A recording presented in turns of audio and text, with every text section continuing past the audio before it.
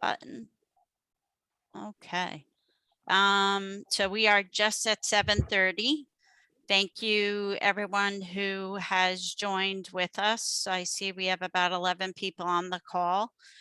Just so you know, as you come into this Zoom call, I am going to be muting you. And if you have questions, please post them in the chat room.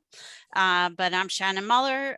Welcome tonight to our second virtual tour of the Brumos Collection out of Jacksonville, Florida. We are very grateful that Brandon Starks and his audiovisual support, Hannah, are coming to us tonight from their awesome showroom. And him and Lester are going to have a great discussion on history, new exhibit, and some specialty cars. So I really look forward to tonight. Thanks everyone for tuning in, and I'm gonna just kick it straight to Lester and Brandon. Great. I just wanted to echo Shannon's thanks. Brandon, appreciated staying late, doing the tour for us. We really enjoyed the first time around, and if folks on the line joined us back then, we were pretty much in the thick of things with COVID. These guys opened up in January, COVID shut everything down in March, and obviously shut everything that we did down. But in June, if you all recall, we actually had a terrific tour that Brandon had led of the museum, of the Brumos Museum. Highlighted some really nifty cars, focused on the race cars, the 70s race cars. We focused on a 917K, we focused on 935, an RSR. So what we wanted to do was kind of do a little bit, do something a little bit different this time around, so we're not repeating everything. So I think Brandon will walk through a little bit of a different history, which is kind of more about the collection and the guy that really is the person behind the entire Brumos collection, Dan Davis, as well as focusing on a couple of different cars. So we'll focus on a 997 Cup, a 991 RSR, as well as the Porsche Indy car back from, I believe, 1990. So I think that'll mix things up a little bit. And in terms of housekeeping, just shoot questions into the chat room, and I'll try to monitor that as we go along. And I can work that into the conversation and Brandon's tour. So with that, I'll toss it over to you, Brandon. Thank you. Oh, no, thank you. You know, it's an honor to be asked to do this. It's kind of one of the most fun things that we get to do. It's kind of our reason for being. So it's neat to do it remotely. You know, it's been a minute since we've done a digital one, so just bear with me as we go through it. But I'll try to keep it somewhat interesting. And with that, you know, it's there's a lot of history here. So I think, you know, you mentioned the 1990 Porsche Indy car is the car we're going to talk about. You know, that's actually almost 100 years newer than our oldest car. So we have lots of cars and lots of histories to talk about. So just bear with me if my recollection needs a minute. We have a lot of important history to span, and so I do my best with it. But hopefully it'll be interesting for everyone. And I'm glad you asked me to kind of talk about the history of the collection itself and how we came to be. The Brumos history is a long one. It started, you know, in 1953. A book was just finished about Brumos. It's called Brumos, an American Racing Icon. Sean Quidlin, who wrote the early book, wrote that. And it's 3 volumes thick. It's like 2,400 pages long.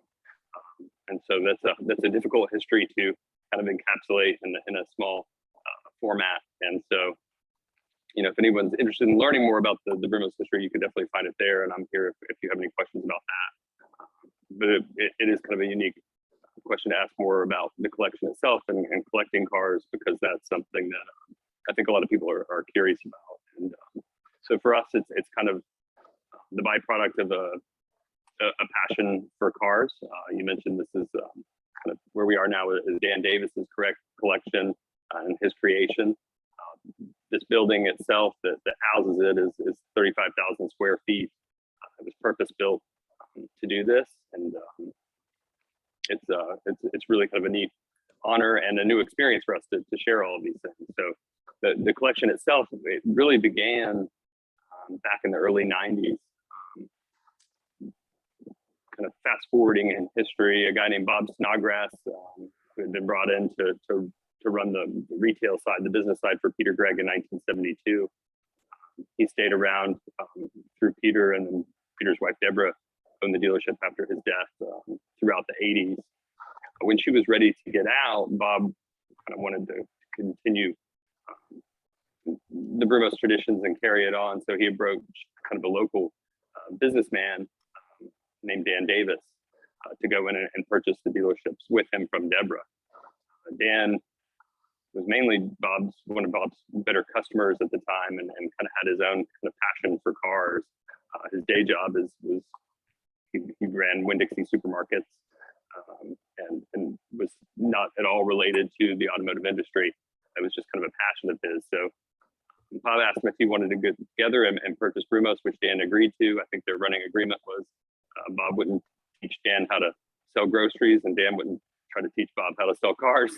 And that's kind of how they operated while Bob was there. And that's where it all kind of started. And so the first car in the collection is actually our 935 back there. It was actually part of the transaction that occurred when they bought Brumos. And kind of over the years, because they were both just passionate about cars, they would kind of acquire different cars, things that they wanted to collect. At first, mainly kind of Brumos related cars, our 91710, 550 Spider. They started kind of piling up in what we had as a secondary race shop that was in Main Street, where the original dealership was. And by 1997, they kind of made the decision that they needed to move the race shop to Atlantic Boulevard here in town, where the main dealer operations were, and then also have room for the collection of cars. So they built, it was probably a 10,000 square foot room adjacent to the race shop, where we were actively maintaining the race cars. It was kind of nondescript. You would walk in and it was kind of an awe moment, because you wouldn't expect to see what you saw when you walked in. But when they first started, they had a few cars, but there was all this empty space. And Dan said to Bob, "I don't know how we're ever going to fill this place up." Bob said, "It'll be okay." And the story goes about 8 months later, Dan opened the door and they could barely move around. And he told Bob, "Hey, Bob, you got to quit," because they filled it up so quickly. And Bob had a smart idea. So even when you collect cars, you almost need a stocking plan, or an idea of what it is you want to collect. So Bob's idea was cars of the decades, and so really he eliminated nothing about worth that they wouldn't collect. So they had just kind of a wide variety of stuff, and it was all kind of crammed in there, and it kind of ebbed and flowed over time depending on whatever their passions were. Brumos. And throughout time, it kind of developed this reputation of the kind of the worst kept secret, and people would kind of make a pilgrimage to Jacksonville and hope to get in to see the collection. And sometimes it worked out, sometimes it didn't. But really, it was just kind of an invitation only thing. When Bob passed away in 2007, some of the cars that he owned went to his estate, others were kind of sold. And so then Dan started really kind of curating more of what became today's Brumos collection, which included not just our Porsche cars, but he really started getting heavily involved in some older cars, kind of anchored by our first Miller race car. It was a 1923 Miller 122. And that, I call it kind of the gateway drug of cars. From that, we've got a whole separate collection basically within this building that are anchored by that car and have some kind of tie to that lineage. And Dan's done an amazing job of becoming really a caretaker for a good portion of that history. He really does see himself as a steward of these histories and what are basically artifacts. And owning them, he sees himself in a lot of ways as a caretaker for the next people who will eventually own the cars. So where we are today, essentially, believe it or not, there's a group out there that kind of monitors car collections. It's called the Collector Car Trust. They're based out of Europe. They do an annual publication called the Key Magazine, and they actually rank these private car collections. We're ranked number 13th in the world. for last year in terms of the significance of cars. We're blessed to have basically the all-star team of cars. Anyone we look at would have the right to be its own kind of, anchor car in its own collection, because they're all kind of significant in their own way. And so that's kind of the foundation of where we are now. One of the common questions we get is, are we looking for cars? There's a certain point you've reached that I've noticed that once you kind of hit a certain point in your collection, cars come looking for you. It's not uncommon to get offered multiple cars a week from different places with different stories. One of the unique things that we do is we focus mainly, as you can tell, on race cars. And race cars for us are important because oftentimes that's where you see a lot of the innovation and technological advancement and attempts at evolution taking place. So that's kind of the earliest place that you see it. And so that's kind of the fascination for us with collecting race cars is you really see the early point that these technologies were kind of tried and experimented with, and sometimes they succeeded, sometimes they failed. And so that's what we really like. But the challenge that comes along with a race car is that oftentimes it's not uncommon for a race car to be wrecked. And so it's easier to kind of make this point with some of our older cars. You can actually see the frame rails, but say that this RSR next to me was completely wrecked at a race, and so 30 years from now, someone comes across the discarded tub, but this car's already been redone and is sitting here. It's not uncommon for someone to take that discarded tub and to then create a new car. And so then you're in a situation where it becomes, what's the real car? And so you see that kind of a lot. So when we're buying cars, when we're looking for cars, you're looking for kind of a clear chain of custody, really, of where that car has been, where it's kind of widely accepted to be the car within kind of the historical community and the collector community. And those are some of the things we flesh out. I think everyone's heard of these stories of barn finds lately. Kind of our view is a lot of times a barn is a great way to whitewash missing history. So you got to be very careful with some of those things.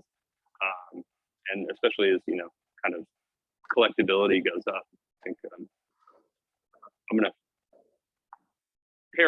paraphrase a quote that I heard Bill Warner, who ran the Amelia Island Concourse, said one time, but the essence of it's very true. I'll probably butcher it. But he was talking about, he said, there were 25 917s to begin with. And he goes, and sadly, only 37 remain today.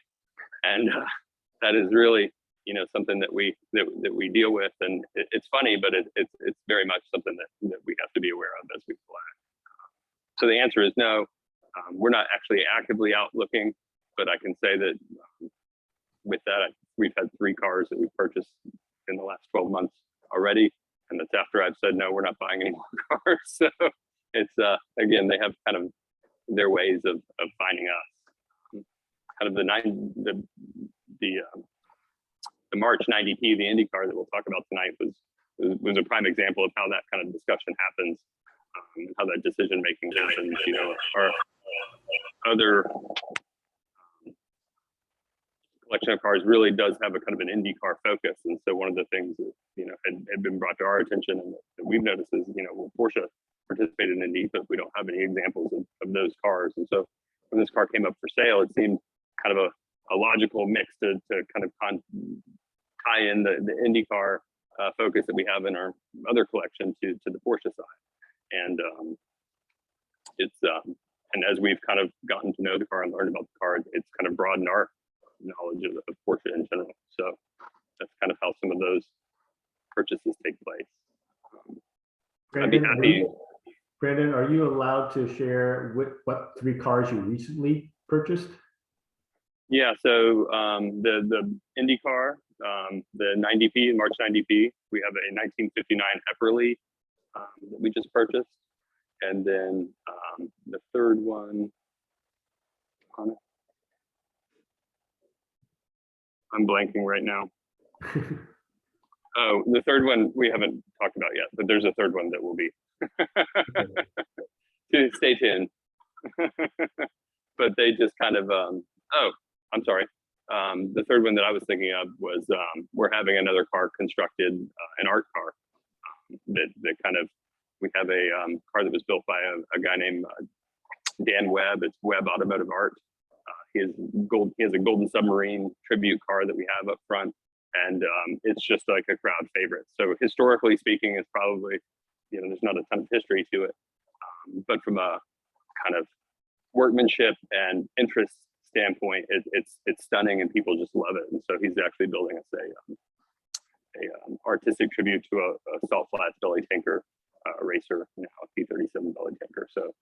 And if anybody's interested in following that build, if you look up Dan Webb or Webb Automotive Art on social media, I think he's doing a good job of documenting that build process. And with that, I'll take any kind of questions that there might be about collecting or our collection. I don't see any pop up on the chat room. So folks on the line, if you do have any questions, just type it all in and I'll kind of manage that and curate that and take it over, send it over to Brandon. Have you sold any cars recently? We have a bad habit of that. Yeah, we're not good at that part. We did a few years ago. The way we've kind of got it nailed in now, where when we add things, it's stuff that kind of makes sense, and so nothing is here indefinitely. You know, everything kind of, like I say, nothing ebbs and flows.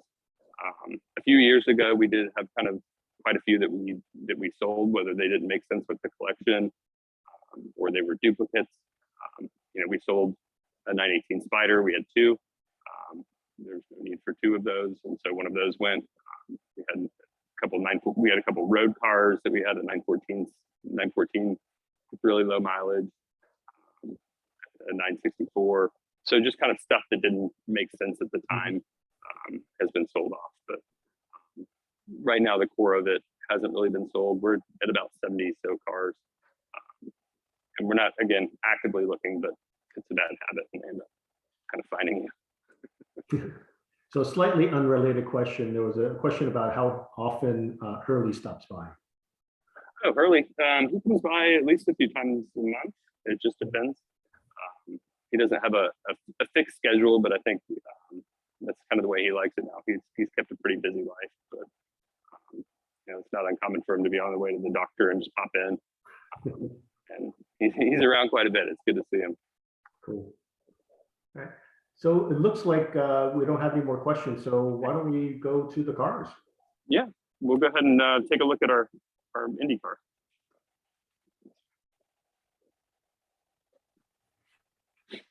I wanted to pick, I picked this car to look at because it's not something that a lot of people have really know a ton about. And it was even something that I needed to kind of brush up on when we got the car, because Porsche's kind of Indy experiment, for lack of better words, or attempt at running Indy was kind of fairly short-lived and not entirely successful.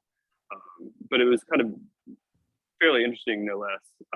So it really began in 1986 and was spearheaded in a lot of ways by Peter Schutz and Al Holbert.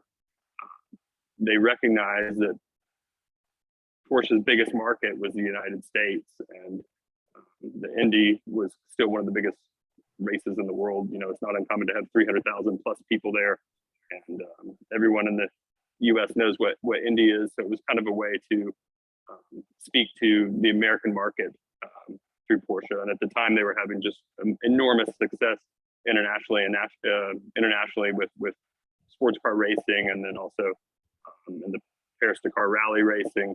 And they were supplying engines to the TAG F1 team, and so they were really just kind of having a lot of success. So it made sense to them that they come and try to race Indy cars. And so they started. They made the decision to do it, and really when they started, they did it the hardest way possible. They wanted, whereas March and Penske kind of had the dominant chassis at the time. Porsche wanted to come in and build their own chassis and their own engine and put their own individual package out. And that was an attempt that kind of started in '86 and then '87. Ultimately, it didn't prove to be successful. There's a little bit of debate on if it received enough time to fill in. And so ultimately, they went to March chassis and fitted their V8 Porsche engine in it. It's basically 2.65 liter V8 engine. Metzger designed the engine.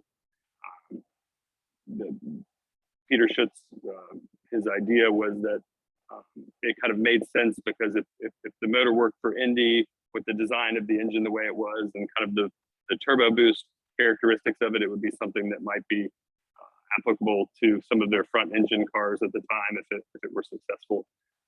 Never quite panned out, but it was a strong motor, and they started to experience a little bit of success. Mild success in '88. They won their first race in '89, and then the 1990 season was coming, and they realized that there was a rule that they might be able to exploit. And so up until this point, up until from '86 to '80, basically '86 till '90, the cars were required to have an aluminum honeycomb kind of bottom part of the car, and the rest would be carbon fiber. They did that for safety reasons.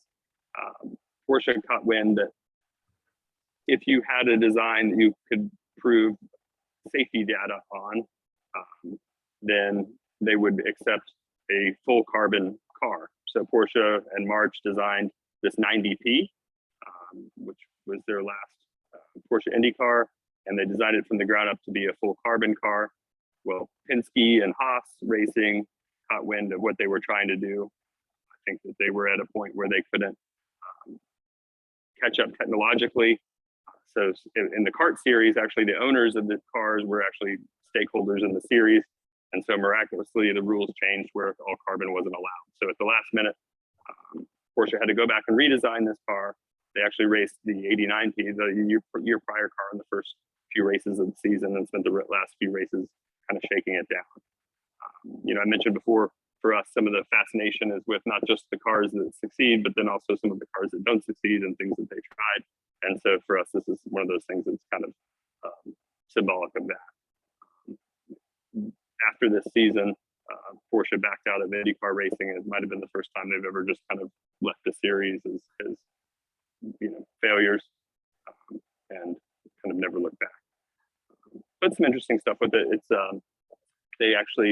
Porsche wanted the turbocharger design to be in front of the engine for better kind of weight displacement and to allow for a certain exhaust design. Yeah, that's what struck me as kind of interesting when you looked at the engine bay, which is the exhaust manifolds are all pointing forward. Yeah. So, it's a real unusual thing. Another thing that bit them in this year, this is a pop-off valve for the turbo. And the '89P and in earlier engine formations, they were able to situate this pop-off valve kind of toward the back, so it wouldn't catch the wind so much. They didn't pop so easily. There's another rule that was changed on them. So it was like the whole rule package changed against them.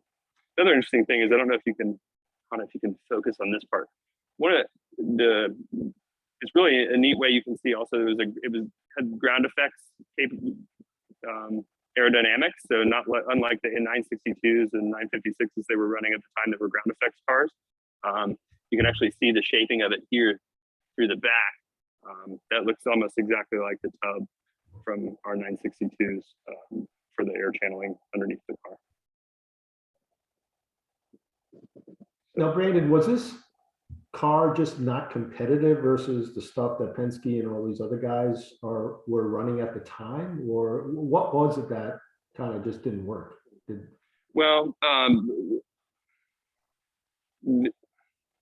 This car was not competitive because it wasn't designed for the weight that was pushing around by the time it was allowed to come out. So I think it would have been vastly competitive had it allowed to have been all carbon like it was designed to be. But when they had to go back and refix it, they were starting the season halfway with a car that wasn't designed the way it was originally supposed to have been, and then they didn't have any of the testing time that the other teams would have had. Mhm. And so I think it was just a lot of things kind of against it at the time. And then they lost the enthusiasm of kind of the decision makers at Porsche. And so once that goes, you know, the budget doesn't want to be there anymore either. Right. But it was really kind of fascinating to see. And you know, I've watched a lot of kind of videos talking about Porsche's Indy experience, and to see the kind of the credibility that other teams would give them, and kind of the respect that they got, even though they were entering into a type of racing that they had never done before. You know, this is vastly different than sports car racing, and it took a lot of courage and confidence to step in and try to build an entire chassis and a new engine for a series that you've not had any experience with. So, any questions about the car? One other thing I'll point out while I'm talking about it, the other thing that the car was known for is how tiny the little cockpit was. Teo Fabi and John Andretti were the drivers at the time. John Andretti even made the comment that he couldn't fit his knee pads on like they would normally wear. So when he would finish his race, his knees would be kind of black and blue and bloodied because it was just such a tiny cockpit there, and you're always banging against the side. If a race car says something is tiny, it's tiny. Those drivers are small. Mhm. But really kind of an amazing car. And you see the early stages where they're really starting to use this carbon fiber well. You know, the rear wing on the car and the front wing are carbon fiber. Porsche started innovating with that early on with their early March cars, and found that it was dramatically better than the aluminum that they had previously been using. But it was a real display of how the rules can change and really tie your hands. So Brandon, there was a question about who designed the engine. Was it a Metzger engine or was it Adrian Newey? This is a Metzger engine in the car. And there was another engine that Newey may have designed for the Made road for- cars that they yeah. thought they could put in, but no, these are Metzger designed engines Okay. in here. Yeah. That's cool. So yeah, and at the time, you know, Porsche thought that the front engine cars were going to be a lot more important to their product line than they ended up becoming, thanks in large part to Peter Schutz and his change of direction there. But you know, when he started the whole company, they were going to eliminate the 911 Mm-hmm. and go purely to front engine cars and some of these V8 engines and stuff that Porsche is not known for. Well, we're certainly glad they did not. Yes, me too. So eventually, I guess with the Panamera, but still, it's they've kind of maintained their definite style.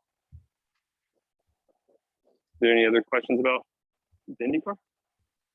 No, I think we could probably move on to the cups and the RSR. Yeah, and then the other cars I thought we'd talk about are kind of the more modern day racing cars. We'll start with our GT3 Cup car.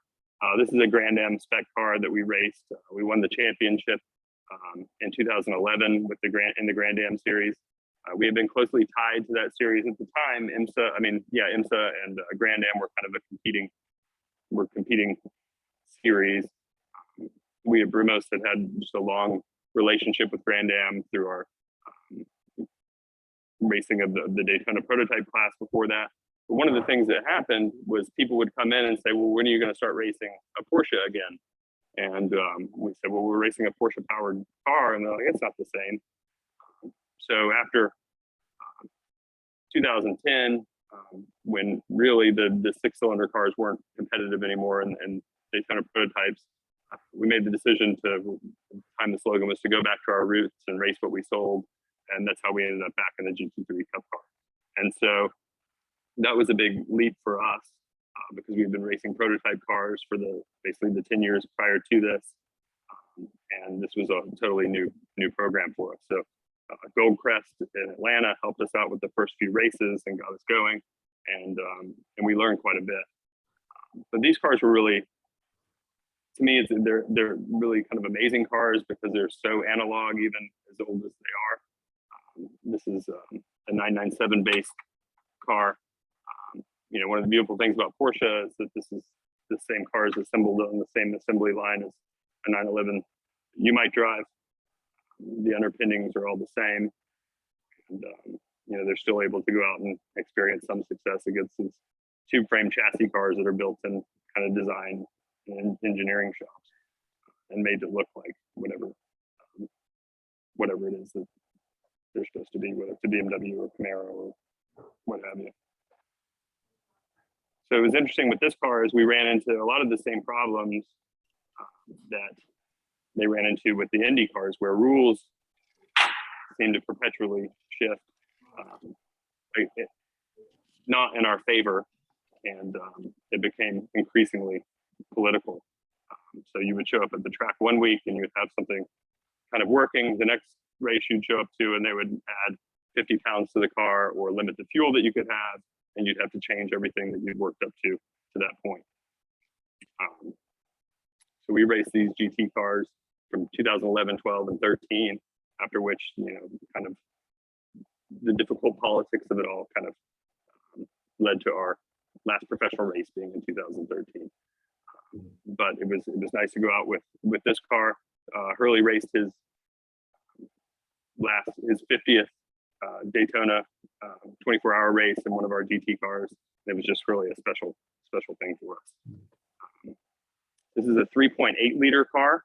In 2012, we went to the 4 liter.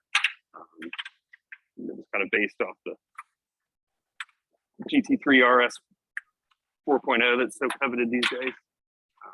But these are just basically, you know, the same kind of highly tuned motors that you see otherwise. This one makes about 450 horsepower. The car is approximately 2,500 pounds.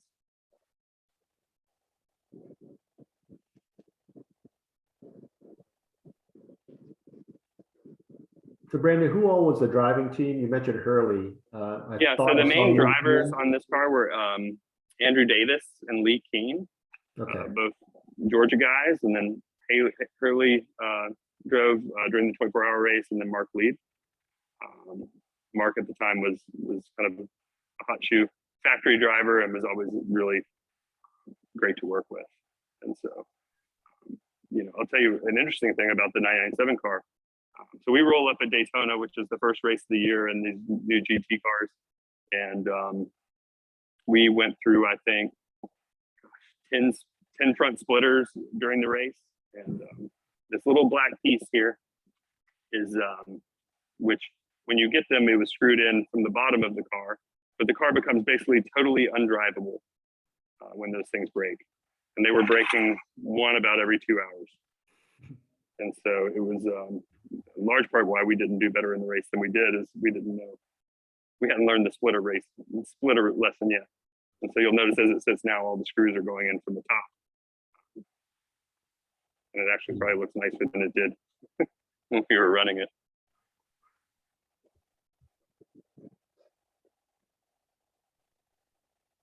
So at the time, you also had a choice between 5-lug wheels and center lock wheels. There was a performance difference. We chose to run the 5-lug wheels because you could have more guns, tire, lug nut guns, air guns over the wall at any given time.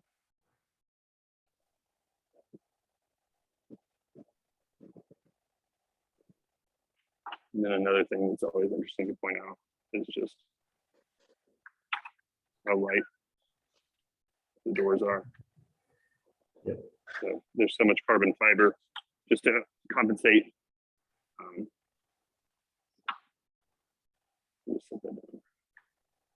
Sort of trying to get it as light as possible.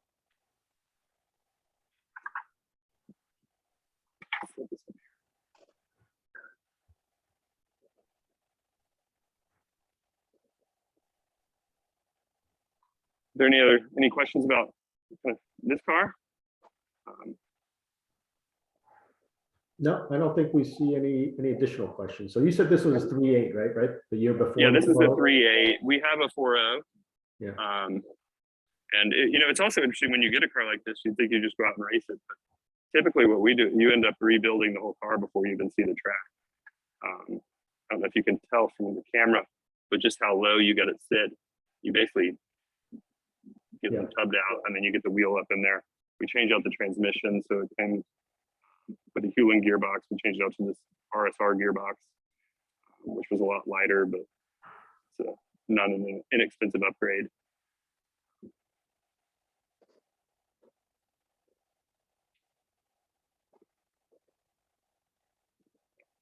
So with that, what's really also kind of fascinating is, this is kind of at the stage where Porsche starts realizing that dynamically, the forces that they've been fighting with having this rear engine design, with the way the competition is going and each of them getting more mid-engine designs, it just increasingly made it less competitive.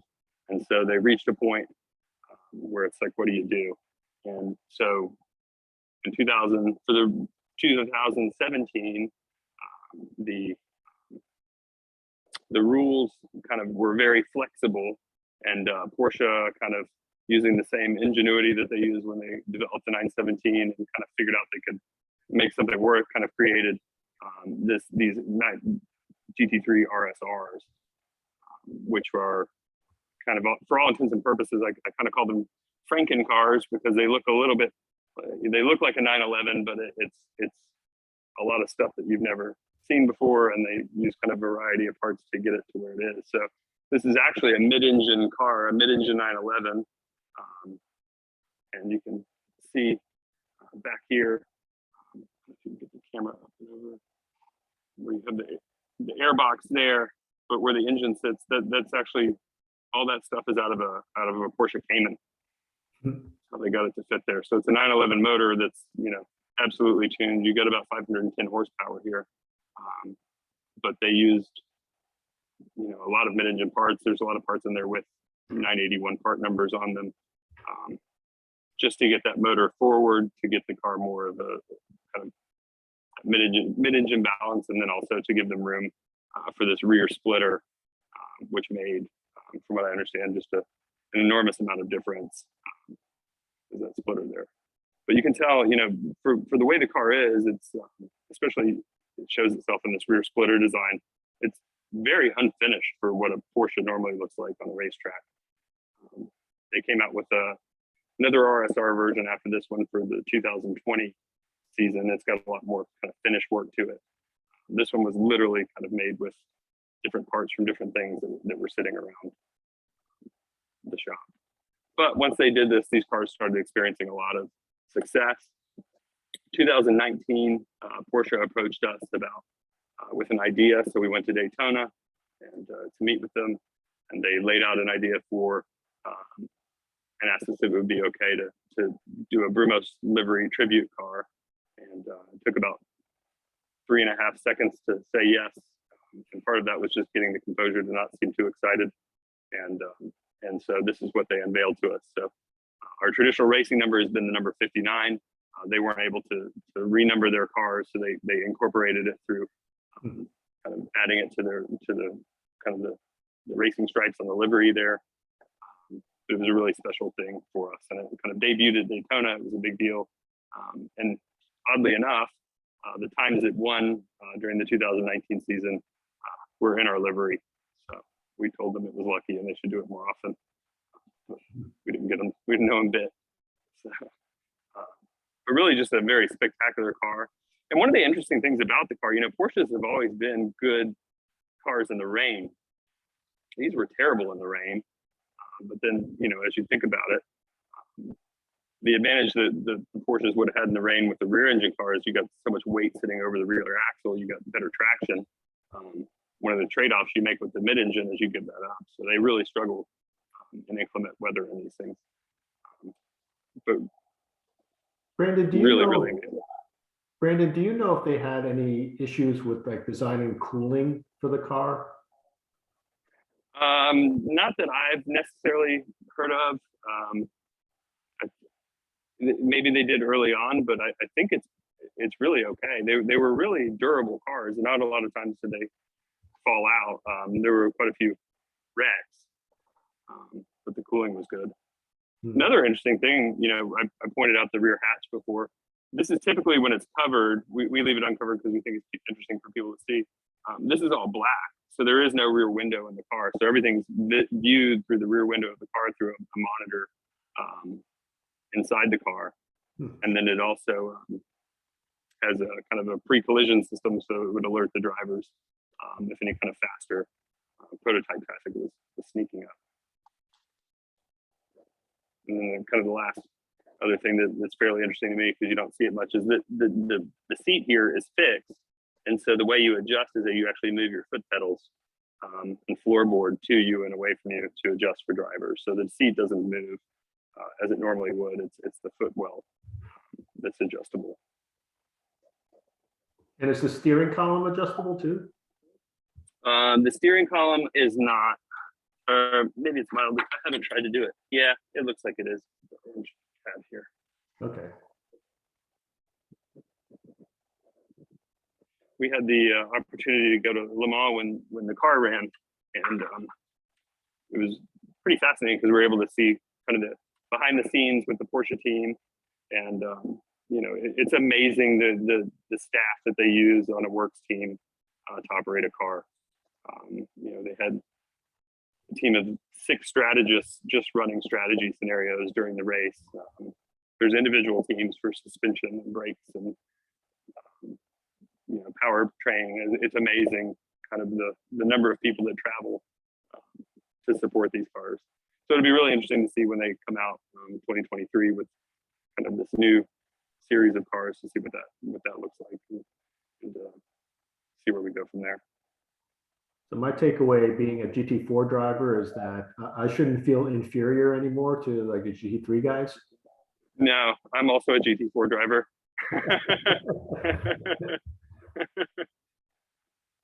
So we tell everybody to suck it. The RSR is mid-engine. Yeah, mid-engine is where it's at. So that's where 911 is going.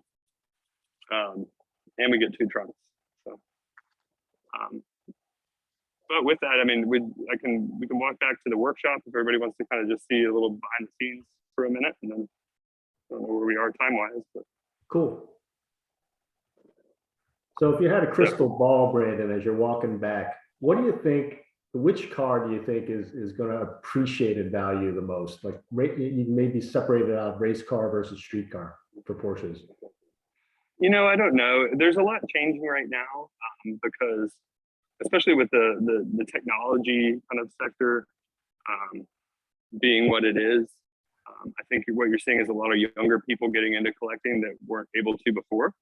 And so what they're collecting is what they used to have on their walls when they were growing up. And so I think there's going to be a shift kind of in that, and at least in the beginning, for people, I think you see, a lot of these Ferrari F40s going crazy, and the 959s, and even Carrera GTs with their values going. I think what's happening is there's a younger generation that's starting to buy cars that's buying what was cool when they were teenagers.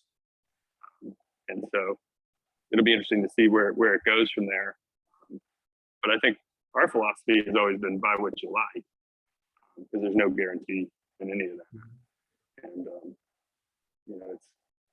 I think how much it appreciates or future value is probably the least.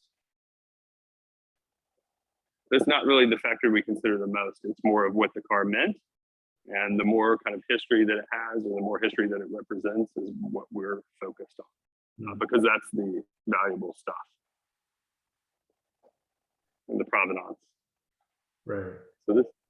Now you have a good, like with the collection, I mean, you have like a huge variety, right? You have, the super old ones, the 4Runners all the way up to an RSR. How often do they get worked out? Because I understand that all of these vehicles actually work, right? They run. Yeah, everything runs. And I look forward to a point where we get on a fixed schedule for how often they run. Right now, it's kind of been driven by tasks or what we're committed to being part of, or maintenance. So if we bring you know, it's not unheard of. Here, we'll walk over here. Perfect example is our 550. This has been in the workshop for months now, and it started out with just a clutch leak. And so we've gone through the car totally, completely since then. But as part of that, it's getting run and driven and getting all the work done to it that it needs. But eventually we hope that we get to a point where we're on a full schedule. I imagine there'll be a Rinsport coming up in the next year or two. And so that'll be a good excuse to get a bunch of stuff out. And that's kind of the way it's been running for now. But pretty often, you got to just be thoughtful about it, because they all run, but you have to put them away in a way that is going to do the least damage to them while they're sitting. So like the Indy car, for example, most of our Indy cars, they run off methanol. Methanol is extremely corrosive and terrible stuff.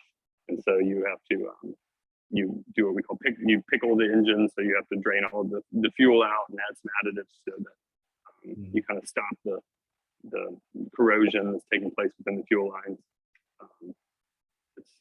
It's a battle when they sit, so you kind of have to prep them best you can, and then when you go to take them out, there's always something that has to be done. Now, what all did you guys bring to Amelia Island a couple weeks ago? So the 550 Spider here went to Amelia, and then the 14 car that's over on the side, it's a 1963 Watson Roadster. It's an Offenhauser powered car. That car also went. So yeah, talk about dual ends of the spectrum.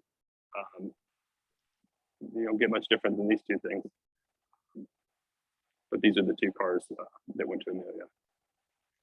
We didn't have either of them judged this year, but we did put them out on display for everyone to see. And as part of that, these get exercised before we go and get run. So it's a good reason to do that. And then this June, we'll be heading up to, there's a Highlands Motoring Festival in Highlands, North Carolina. We're going to take our 908 will be there, and then our 935 will be up there. Nice. So that'll be an excuse to get those cars out and prepped and ready. And now, do you ever do, it sounds like you don't, but do you ever do like demo day events, like Simeon? Yeah, so we're trying. So we did a dialed back version in February because we were a little bit scared of overcommitting. So we took some cars out and got them started and let people hear them and see that. Coming in the fall, I think at the end of October, beginning of November, we'll do a demo day. And we're lucky enough where our parking lot very closely resembles a track. So we'll be able to get them out and kind of not run them at speed, but you know, people can experience and see them running. You know, we've got a car from 1894 that competed in the world's first ever automobile race. So it might be cool for people to be able to see what that looks like in motion. And kind of, you know, none of these things were meant to be static. And so that's kind of the battle we face. And it's also why we don't use the word museum a lot. A lot of times a lot of times it's a good word for what we do, but it's not necessarily completely accurate. And so. Yeah, Brandon, last time you gave a little bit of a background on the actual space that you're in. Yeah, it's beautiful. I'd love to get there live one of these days. Do you ever do like private events there? We've done some, and where we're headed, you know, that's with COVID, that's been something that we've battled with. We feel like we have a really special space here. So for kind of evening private events, where we're headed is kind of a membership-based system where we'll have 8 to 10 corporate entities or people that pay an annual fee, but they will be the only ones that have access to the facility for certain special events or meeting space and things like that. It's that's a challenge because it is such a neat spot. Everybody wants to do something, and that's kind of the danger of it, because you just don't want it to become done. And then it's not meant for everything too. You know, there's a lot of car themed places that are great. There's some pretty significant items in here. Is that the web car that you're talking about? The web car's in here. I'll show you the web car because it's pretty fascinating. So the gold one is the one the web car was inspired by. Let me okay. Get this going.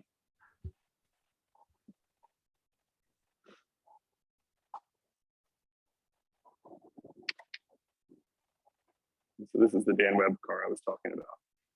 And so it's really, That's pretty cool looking. yeah, it's just amazingly cool. We used to have our Model T in here. And so our building was designed, the design inspiration was a local Ford assembly plant that's in Jacksonville. It was the only Ford assembly plant in Florida. And the building's still there, but it's in pretty heavy state of disrepair. But before we built this, that was one of the places we looked, and the architecture was great. It's an Albert Kahn design building, but it was just too far gone. And this is the picture of that building. So the architecture of our building used that in its design. And we actually have a Model T that I think was on the camera earlier. It was assembled at this plant in 1926, and it's lived in Jacksonville its whole life. So we used to have that in the lobby, but it didn't get nearly the kind of enjoyment that the web recreation here does. So But I noticed you're sitting right over the drive shaft, right?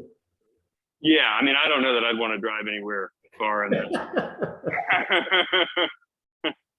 But it would run if you wanted it to.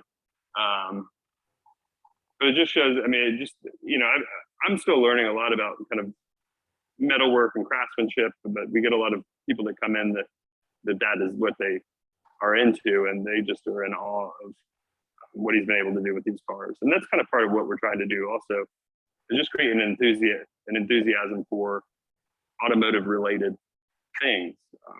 And so it may not, people are into different stuff, and then to just kind of spark that.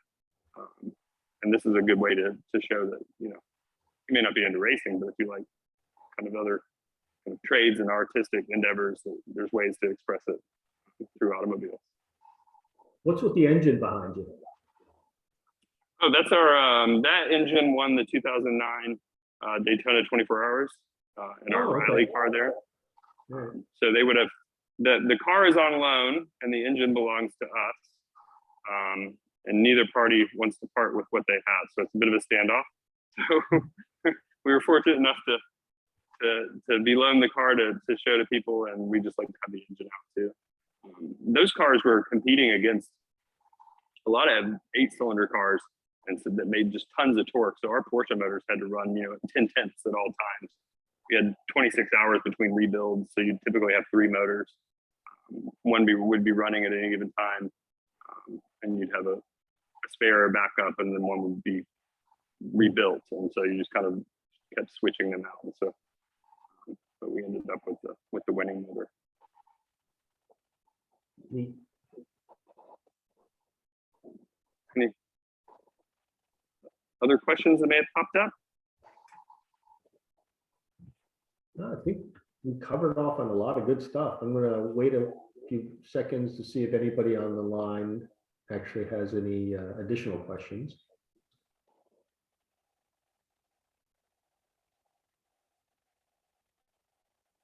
It looks like it's pretty quiet there in the Q&A chat room. Oh, what's your favorite?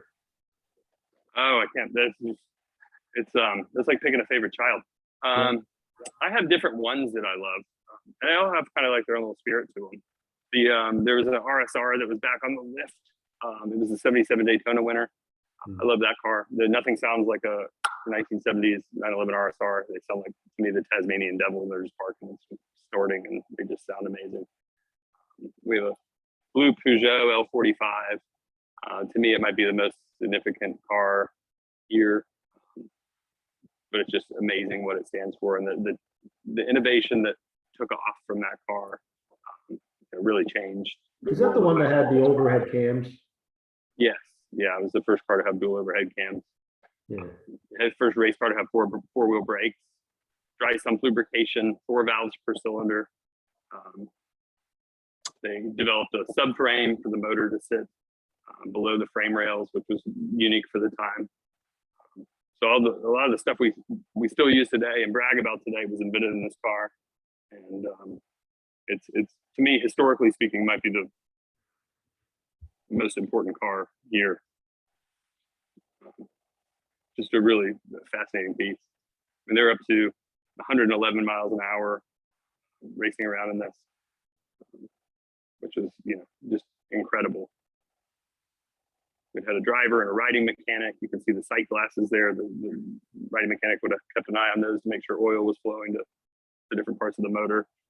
These are your fuel and oil pumps to pump oil and fuel pressure into the car. And they, you know, it was done before. You think of all the technology that we take for granted today. You know, we had them. The only thing we've done to this car is you can see the number 10 painted on it. So we had that painted on it, and they painted it in the same technique with the same materials they would have used at the time, which involves you outline the numbering and wax, and then the paint mixture itself is actually a mixture of soap and paint to make it more easily removed if you had to renumber it. But one way or another, it dawned on me to kind of figure out why they use wax to outline it. You know, this car was invented 10 years before masking tape existed. So it's pretty amazing, you know, to think of what they created, even with some of the most basic things that we don't, you know, we take for granted today. Funny story, one of the drivers of these cars, they called them the charlatans, because the drivers developed these cars, they designed them. And all the other engineers thought they were radicals. They called them the charlatans. So one of the charlatans, a guy named Jules Gu, when World War I started, you know, mechanics would go off to work on equipment, and drivers would go to become pilots. And actually, Jules Gu became the chauffeur for General Joffre, who was head of the French military during the war.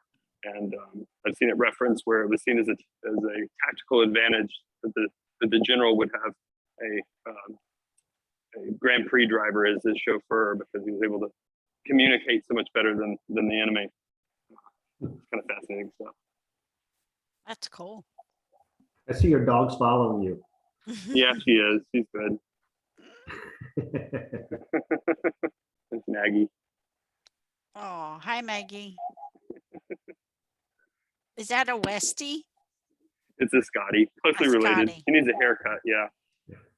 She keeps telling me she gave up haircuts for Lent. So. Oh, too cute. Hey, Brandon, I think we're good on the questions. I just wanted to take this opportunity to really thank you again for, you know, being available, walking us through the collection, and really highlighting the stories behind kind of, you know, the cars, which is always the fun part. So thank you much again from myself, our executive team, as well as the region. You know, I'm honored to. It means a lot to me that people would take the time to do that, and hopefully it was worthwhile. And Yeah. Thank you. Yeah, no, thank you for your time. This was awesome. I really enjoyed it. I'm sure all the Thank you. folks on the call did too. Thank you so much. You all have a nice day or Bye. evening. Have a good night. Thank you. Thank you. Bye-bye. Night, everybody. Talk soon.